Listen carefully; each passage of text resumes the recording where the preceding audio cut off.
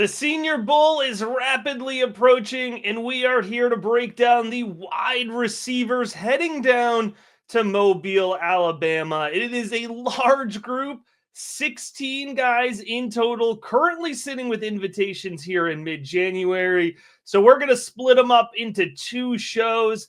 This one, though, John, I'm going to tell you right off the bat, two of my favorite sleepers, my two favorite film evaluations from Senior Bowl, they're in this episode. Guys who I am legitimately very excited about, somebody who I'm going to have a lot of exposure to in the second round, another guy I'm going to have a lot of exposure to in the third round. Before we jump into those guys, I want to make sure folks know we love having the discourse. We love having the conversation in the comments. So please drop us a question, ask us about any of these prospects, anything else you want to know about the 2024 NFL Draft. We're happy to chop it up. And if you learn one thing, anything at all that helps you understand this 2025 rookie class, take 1 second, give the video a like. We greatly appreciate it. So John, with that, let's jump right into Pat Bryant, the wide receiver out of Illinois.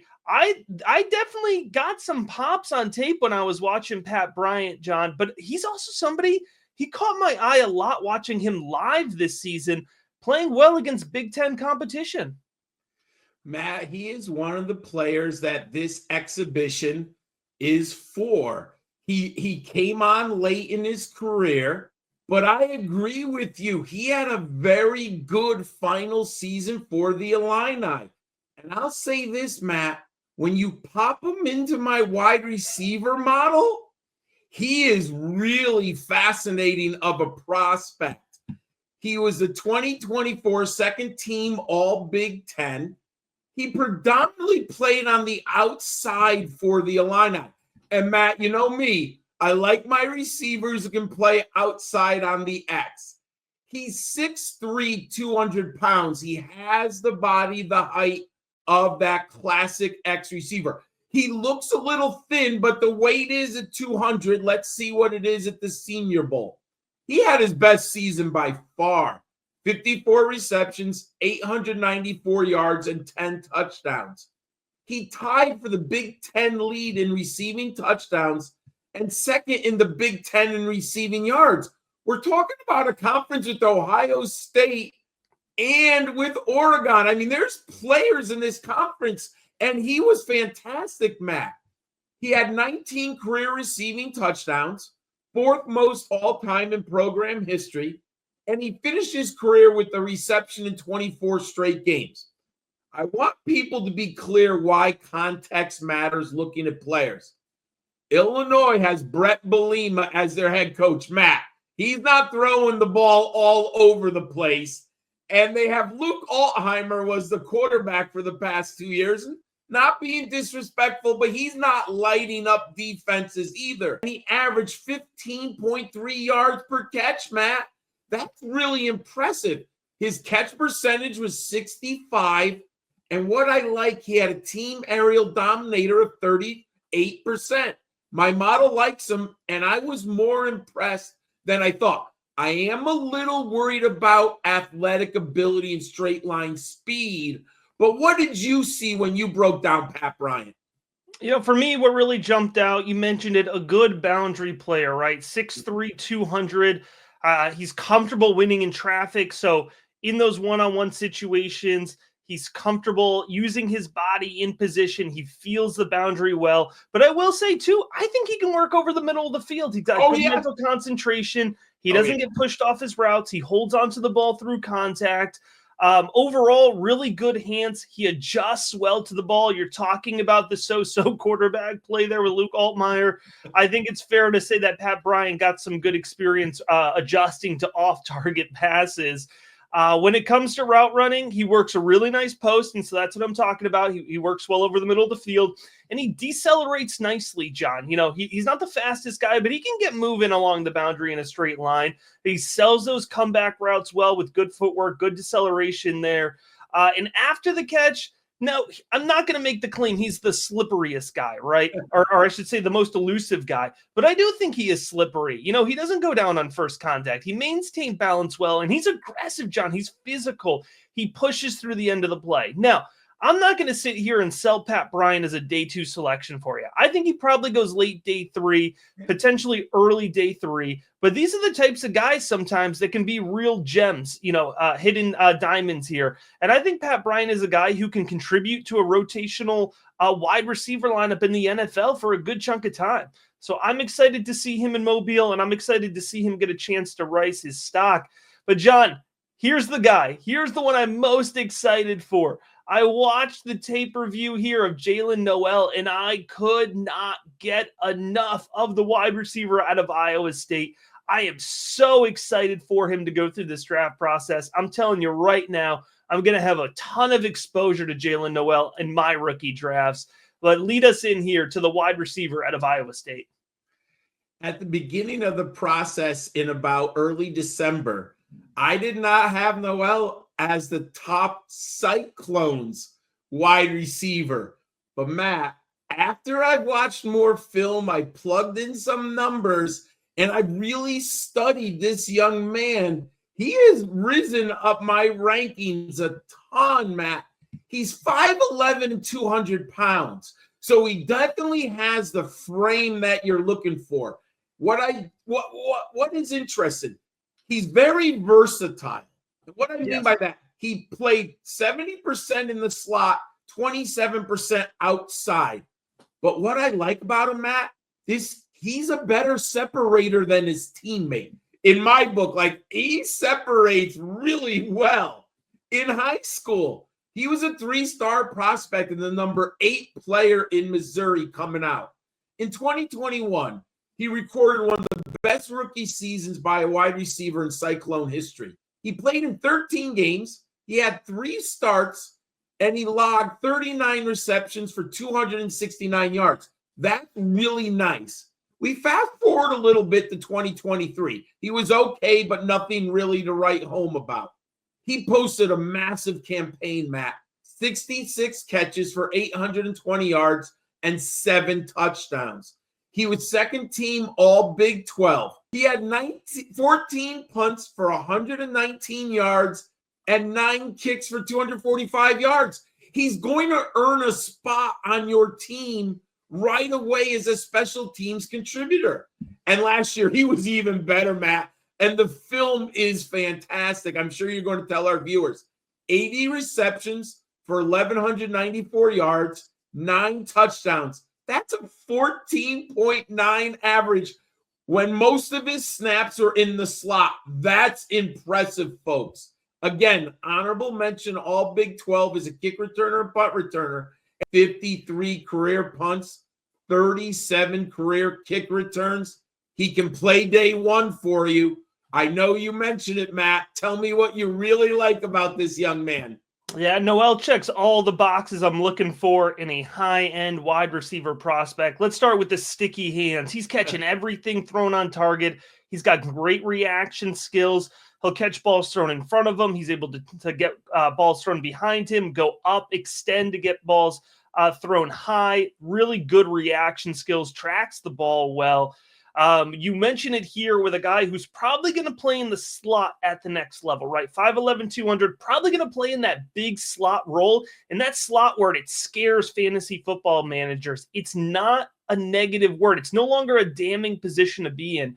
There's plenty of volume that can come out of that role. And Nowell absolutely has the ability, let's say 80 targets, 5-6 touchdowns. That's going to put you in wide receiver 2, wide receiver 3 territory. For somebody who I think you can get in the back end of the second round of rookie drafts, that's a really nice return. So he's able to play well in the slot because he wins positioning over the middle of the field, John, working those drags, working those slants. He wins positioning. He boxes out defenders. He's comfortable in traffic. He holds that mental concentration, and he's physical. He holds onto the ball through contact. I love wide receivers that win right off the snap, and Jaylen Nowell absolutely does. A great release. He separates with his first step. He'll shake those defensive backs, and he separates even further as he gets into the mid and deep field. And that's what I'm talking about here with Jaylen Nowell. You mentioned versatility. I'm glad you said that word. He wins in the flat. He wins in the short field. He wins in the midfield. He wins in the deep field, John. He all over the field. You're talking about those deep outs, those slant routes through the midfield. He works that post route in the corner, deep downfield. He's excellent on a go route, but they'll also give him the ball in the flat, John. And when they do, he's got some short area quickness. He's got some yards after catch shake. He can make guys miss. So Nowell, he wins in a variety of ways. He's going to fly under the radar, but I think he could end up being the best value from the wide receiver position in this class, and he is going to catch a lot of momentum. He's going to excel in Mobile because we're going to see him in those one-on-one wide receiver drills, and he is going to cook some defensive backs. And I almost feel bad because we have to talk about his teammate next.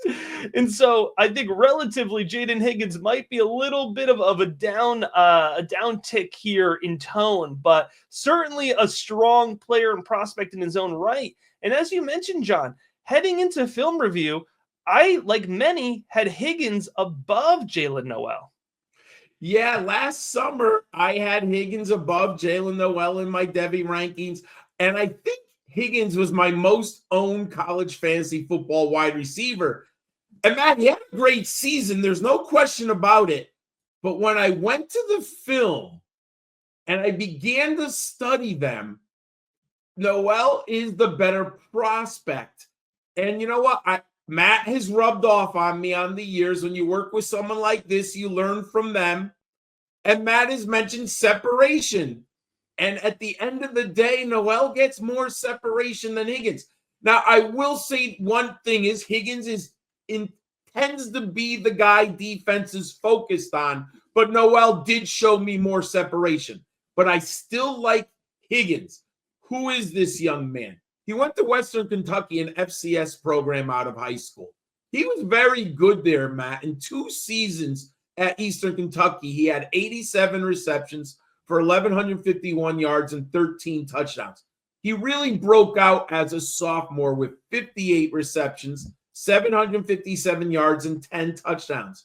He earned second team All-Atlantic Sun Conference. Now, if you know Matt Campbell and what he's looking for in his wide receivers, right? Jaden Higgins fits the mold, Hakeem Butler, Xavier Hutchinson. He's 6'4", 215. He's physical. He's really nasty on those quick slants with his body. He really provides a short, they use him a lot, Matt.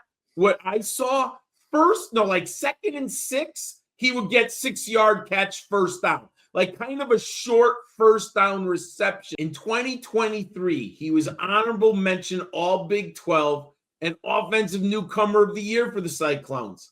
He had 53 receptions for 983 yards and 6 touchdowns, averaging a whopping 18.5 yards per catch. 2024, he was even better, Matt. Second team All Big 12, 87 catches for 1,183 yards and 9 touchdowns. Now, his average yards per catch came down to 13.6, and he was essentially the opposite of his teammate. He was 70% out wide, 30% in the slot. I still like Higgins, but I do have Nowell graded higher right now. What say you, Matt? Yeah, Higgins, different player, 6'4", 215. When I'm watching the way he plays, I see somebody playing with really good ball skills. I think he tracks the ball well. He's able to win late into the contested catch situation there. He holds on through contact, good mental concentration. The thing with Higgins, you mentioned he's physical. That absolutely stood out to me. He's willing to bully the defensive back going through the route. He's willing to use his hands. He'll create space really consistently with his hands, both off the release, but especially near the catch point. I like his ability to win over the middle of the field, win along the boundary. My thing with Higgins, when it comes to his NFL draft prospects, when it comes to fantasy football prospects, I think he does a lot of things well. right? But I don't think there's one standout trait for me. One thing that an NFL team could really hone in on, right? Really use to feed him volume. And so that's why I think he's going to be a day 3 selection. I think he could be a good NFL player, but he's not somebody that I'm prioritizing in my rookie drafts. But here's the thing, John. This is why we love Mobile. This is why we love the draft process. There's a lot of time for him to gain momentum. Show me something in Mobile. Show me something in Indianapolis. So certainly an intriguing prospect and somebody who we're going to be watching closely here over the next couple of months. But somebody, John, this is my second guy that I was alluding to. Somebody who I'm going to be watching very closely in Mobile. I think he's got a great chance to shine. It is Tai Felton out of Maryland. And I got to tell you, John, one of the ways we look for value in a lot of different ways, right? That's what's so different about the rookie big board. It's really our mentality and our approach to finding value in your rookie drafts. One of the ways you can identify value is when you're able to see a wide receiver who plays above his offense, right? And if you watch Tai Felton, he had great production this season. You're going to get into it. But when you watch the Tai Felton tape, you're realizing just how much better he would have been if he had even average quarterback play, right? So this is somebody, when he gets to the NFL, John, I think he is going to be ready to absolutely excel. But I'll let you start with the stats before I get too into the film on. Absolutely pops, Matt. And I got a first look at him in the first game of the season against the UConn Huskies. He had 7 catches for 178 yards and 2 touchdowns. I immediately wrote him up in the College Fantasy Football waiver wire column because I was so impressed. Now, he is a late breakout wide receiver, and we know that there are analysts who they only want the stars when they were a freshman immediately on campus. He broke out in 2023, and he became an All-American last year, Matt. In 2 years ago, he had 48 catches for 723 yards and 5 touchdowns. He averaged 15.1 yards per catch, and he was named 3rd team All Big Ten. But last year, Matt, incredible season. 96 receptions, and Matt is right. Put the player in context. That passing game at Maryland this year wasn't very good, and he had 1,124 yards and 9 touchdowns. He clearly played above the performance of those around him. He established a single-season school record with catches. He was named 3rd team All-American and 1st team All-Big Ten. He was a Biletnikoff semifinalist. I mean, if you watch college football this year, he was one of the great players that not many people are talking about, Matt. And he finishes his career as the 3rd all-time leader in receptions with 172, 4th all-time in receiving yards with 2,207, and he tied for 4th in receiving touchdowns with 17. Why is that interesting to me? I scouted over the last 11 years DJ Moore and Stephon Diggs from Maryland. They put really good fantasy players in the NFL.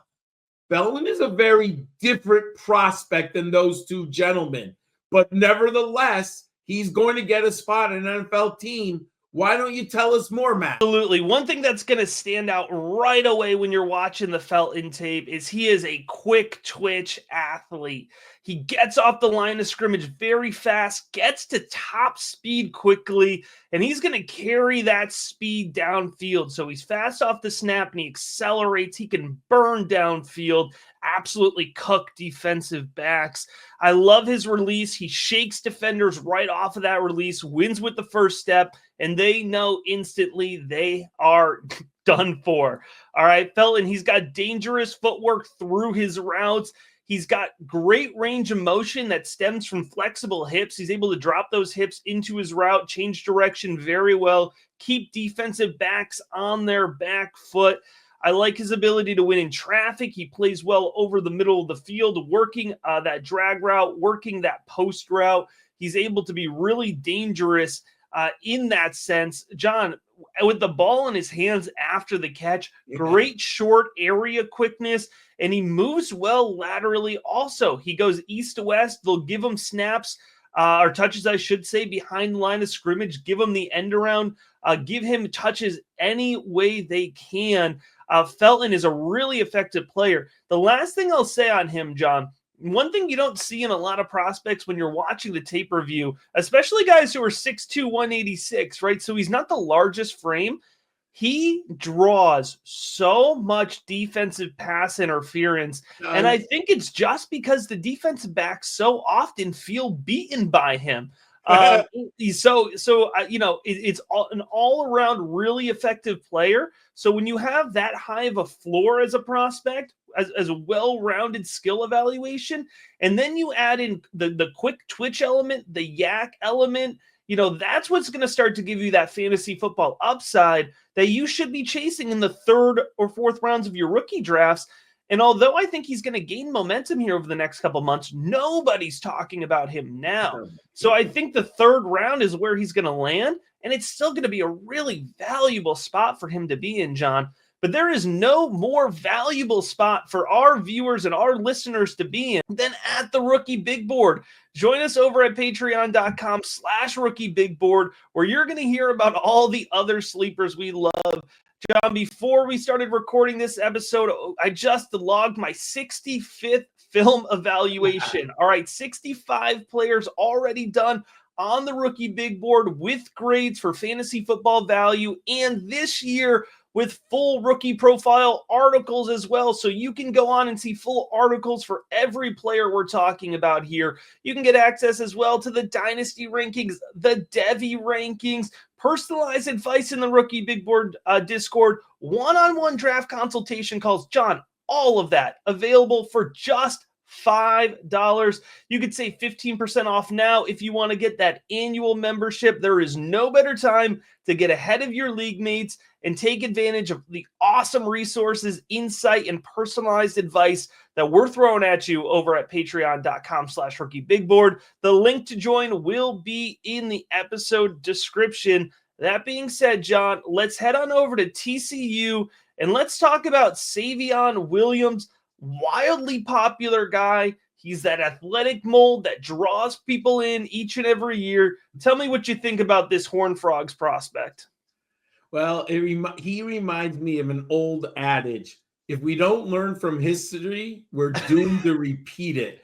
You said it, not me. I wasn't going to go there.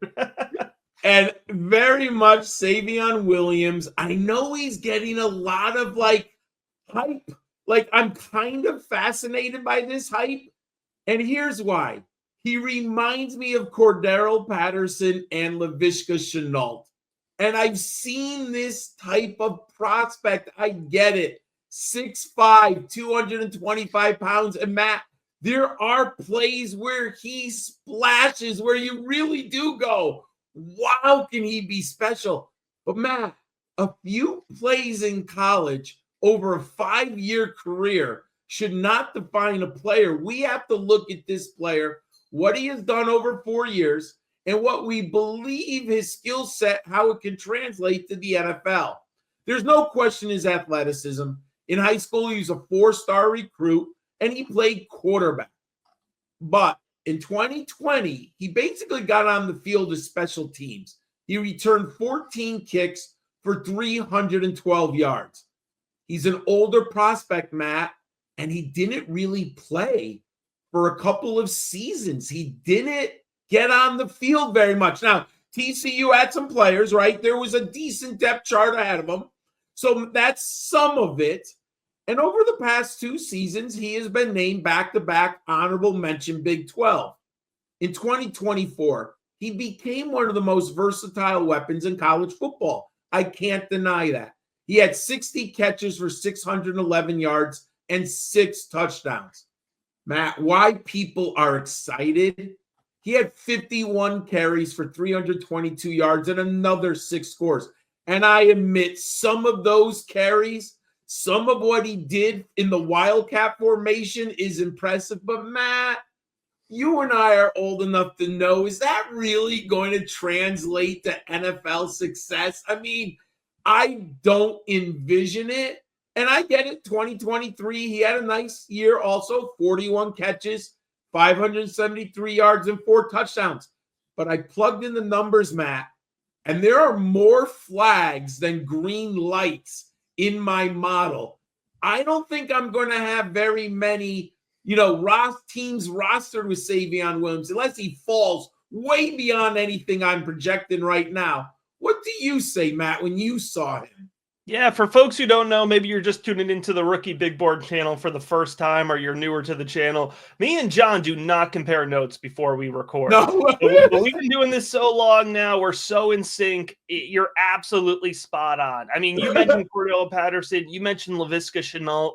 I see Treylon Burks. That's what I see here, And again, it's important to say, like, you learn from your mistakes, right? Like, I definitely got exposure to Treylon Burks, right? Me too. 6'5", 225. He's got that physical build, and there's certainly things to be excited about when you're talking about Savion Williams. He speeds up quickly. He's got good short area burst.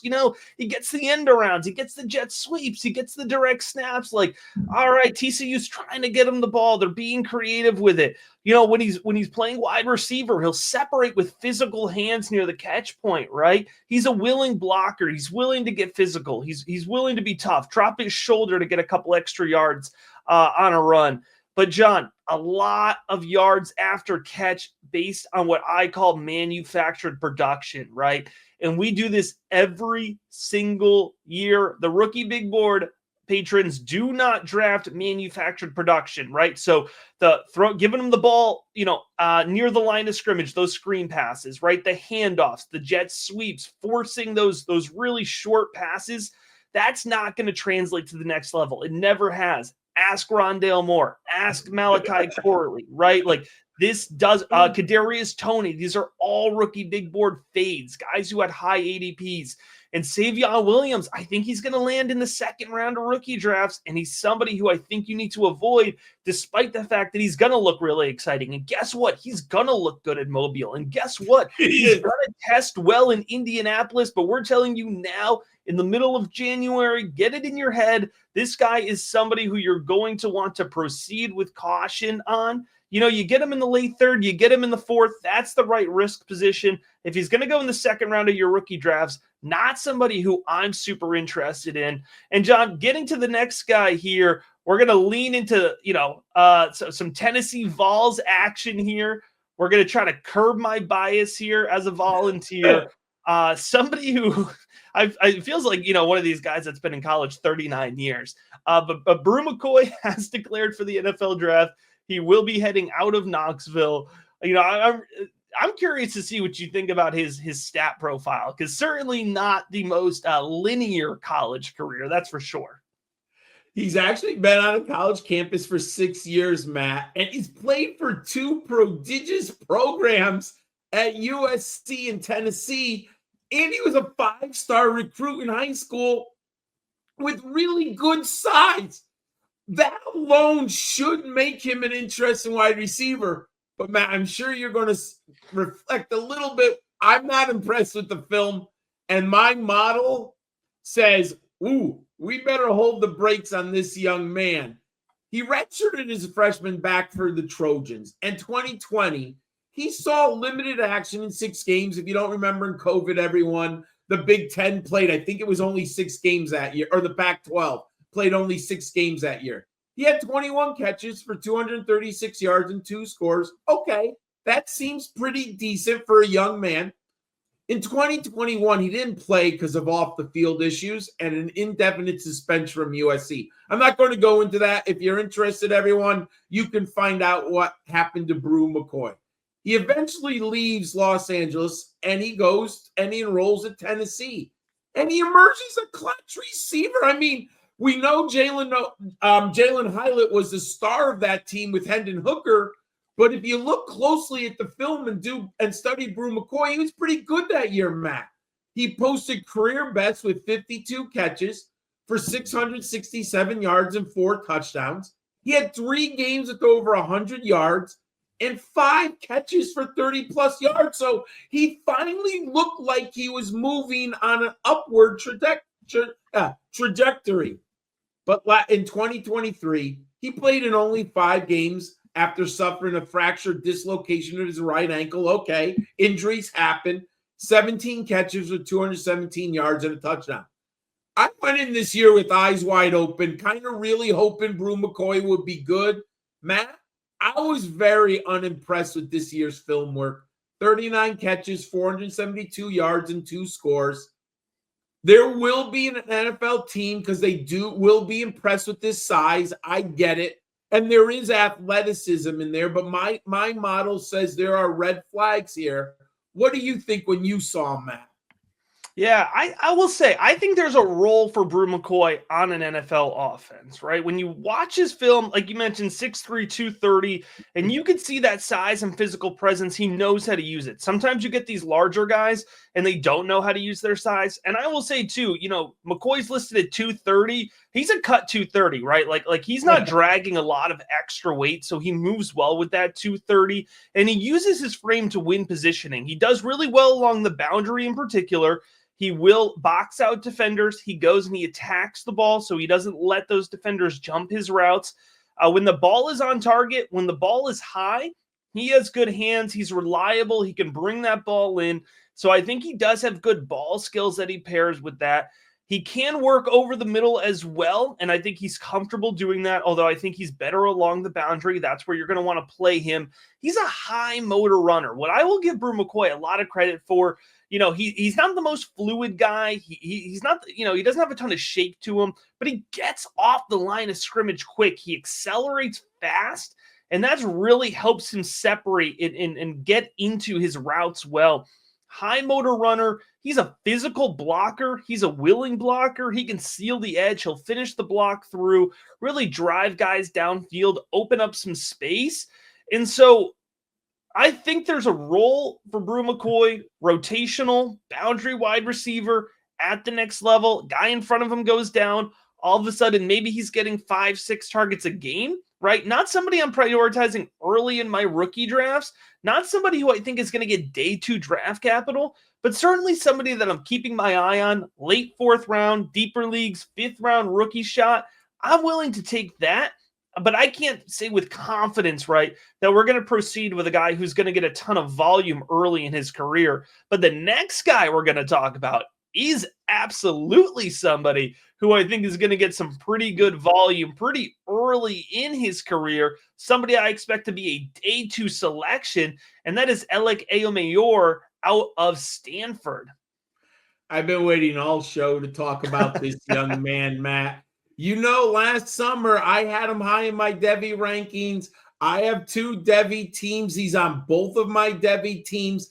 And what I'm really happy about, despite having a subpar year statistically, and we'll talk about that in a moment, the industrial scouting complex is really coming along to this young man, because I felt like I was alone in the woods screaming last summer. And now I hear a lot of big-time people be talking about how good he is. Matt, last year, redshirt sophomore, 63 catches for 831 yards and 6 touchdowns, averaged 13.2 yards per catch. But my friends, you've got to have watched Stanford football. The quarterback play probably was in the bottom 20 programs in the nation last year. Matt, there are throws that I was watching live where Ayomayor was like literally opened, and they are throwing the ball 4 or 5 yards away from him, above him. He's trying to contort his body. Like, he is really athletic. And there's a couple touchdowns, Matt. I swear he looks like T. Higgins. He is skying. He has one hand in the air, and he literally corrals the ball and then scores a touchdown. He played well above the rim, and the quarterback play, even though the raw stats don't show it, everyone. He logged 300-yard receiving games. He was named second team All-ACC and the Tommy Vardell Award. Now, I'm old enough to remember Tommy Vardell at Stanford and in the NFL. That award is given to the upperclassman who exhibits excellence in the classroom and on the field. And in 2023, I thought he was even better, Matt. 62 catches for 1,013 yards and 16 touchdowns. He averaged 16.3 yards per catch. He was all Pac-12 honorable mention, first team freshman All-America, and he won the John Cornish Trophy. He's Canadian born, and he excelled in track and field before coming to Massachusetts and playing there. He was a top 10 recruit in Massachusetts. Matt, my model, likes him. Despite only playing 2 seasons on campus, the numbers are there, and his film work is really impressive. What do you say about Eric Ayamanor? So the truth comes out, John. The New England bias has been revealed here. All right, we're going for our guy up here in New England. But in all seriousness, Ayamanor, you mentioned it, coming off of summer scouting. So I watched his 2023 tape. Man, I was so excited to get this guy on my Devy rosters. And I got to tell you, based on the quarterback play, I don't know that his 2024 film, got me more excited, but I'm maintaining that level of somebody that I really want to be watching closely through this process. We talk about it all the time, right? The Senior Bowl, being down in Mobile, being able to take a receiver out of that offense, out of that context and situation they normally play in, and put them on an equal playing field with everybody else. That's when you're going to see when guys stand out. So Ayamanor, he's in a really nice spot in my rankings, but if he shows out in Mobile, continues that momentum and takes it to Indianapolis, we could be talking about somebody who folks are considering in the early second round of their Superflex rookie drafts, right? This is a guy who has a really high ceiling from a fantasy football perspective. Why?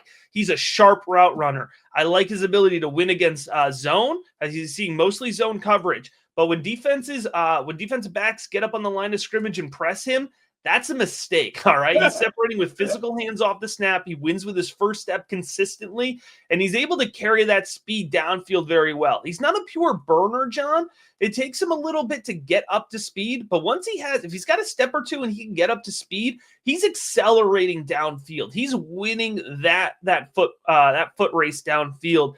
In particular, he has excellent ball tracking ability. His ability, John, to react to off-target balls, extend his frame. I swear I thought he was 6'4", like 6'3 and a half, 6'4". Like, he has a long frame. He plays big, and he moves like a mid-sized wide receiver like he is. So it's a really nice combination there. I love Ayamanor's ability to catch the ball in stride and continue upfield, right? So especially somebody, catching a lot of balls off target, a lot of late reactions, to be able to do that and continue upfield after the catch, that presents a really nice combination skill set there. And I mentioned that off target, that ability where he's looked 6'3 and a half, 6'4". Contested catch balls, of which he had many. This man looks like he's the starting power forward on the Stanford lineup as well, right? The basketball team, because he goes up and wins. And I want to emphasize here, he's not somebody who wins contested catches because he waits to the last minute to separate. He's somebody who wins contested catches because he's able to win body positioning late. He's able to react well to balls thrown off target, and he is physically battling to get these balls. So Ayamanor, he's able to play big. He's able to play small. I'm fascinated to see what NFL team he lands in, because I think he could play a lot of different roles in the NFL, right? I would like to see him as that flanker, hopefully with an X wide receiver, who's going to command top coverage, and then Ayamanor can just sweep up volume underneath. A lot of upside here for the wide receiver from Stanford. If you're not familiar with his name, you're going to need to know it. We're going to be talking about him a lot through rookie draft season. One guy left here, John, before we wrap up this episode. And again, remember, we will be doing the part 2 episode. We just split up the wide receivers. We tried to split up the big names. So these aren't our 8 favorites, and we're leaving the rest for the next episode. Definitely some good guys in the next episode that we're excited about. I got to tell you, John, I don't know what they're doing down there in Blacksburg, but the Virginia Tech, GM or front office or whatever they got there for the Hokies, they've got good connections at the Senior Bowl, because they got a trio of guys going there. And I'm going to be honest with you, the other two prospects from the Hokies, and Bashal Tutton, the running back, and then our fellow Jalen Lane, our fellow wide receiver for the Hokies, both those guys graded out better for me. But I do know there's some DeQuan Felton fans out there, so I'm interested to see if you're one of them.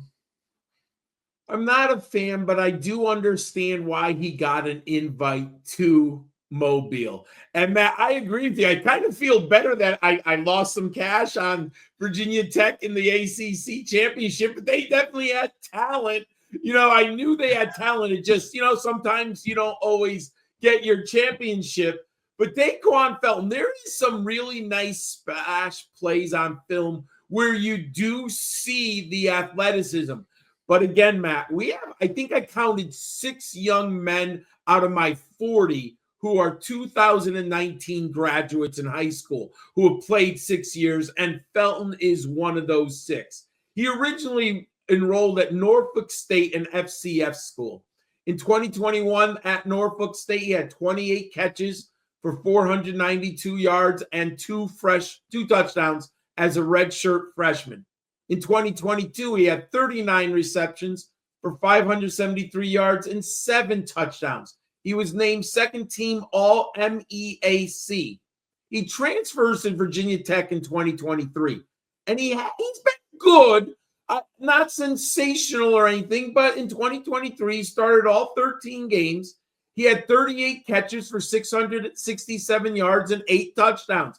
I liked him a lot, and I expected him to take a jump forward, but the Hokies themselves didn't, Matt, and it was reflective in his numbers. 32 catches for 360 yards and 2 touchdowns. I understand why he's there. He's 6'5", 216. The old adage holds true. You can't coach size. Felton has the size. You bring him to Mobile so he can show if he's got the skills in one-on-one drills and people get to interview him. Matt, what do you think about the young man? Yeah, I think you summed it up well there, John. When you're looking at the upsides, the positive in his film, he's a really reliable receiver when he has space. I will say, I think he struggles in traffic. He struggles in contested situations. You will see some drops there. You will see some bobbles there. But, in space, when he's got time to operate, he's got good hands in that sense. He's got a good frame. You mentioned it. He knows how to use it, so he extends well for off-target balls. He is able to use his body well in contested situations. Just got to get those hands together. I think in terms of blocking ability, I know it's not the flashiest for fantasy perspective, but NFL teams do care about that. And if you're 6'5", you better be able to block. So, and he does do that well. He seals the edge well. He will clear out lanes. He's a willing blocker. He's willing to get into it. I do think Felton plays with a high motor, right? I just think he's a little raw. But you put him along the boundary, you let him get going a little bit. He does have good downfield acceleration. So you mentioned it here. FCS transfer, right?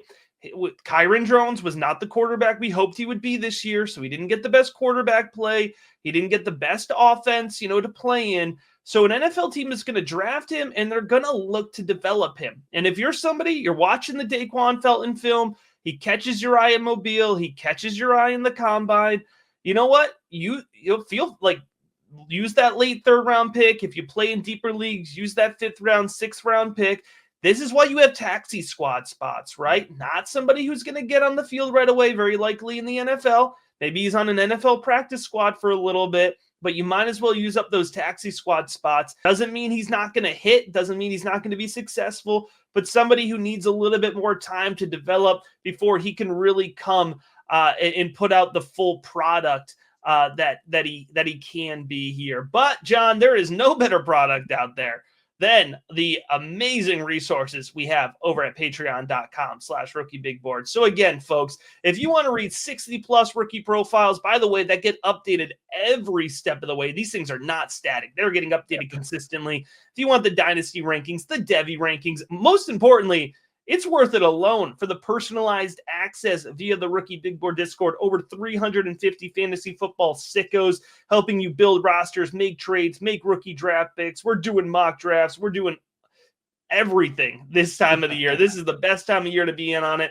Just $5 a month. Join us at over patreon.com/rookiebigboard. The link will be in the episode description. We will be back soon with part 2. 8 more wide receivers heading down to Mobile for the Senior Bowl. We appreciate you checking out this episode of the Rookie Big Board.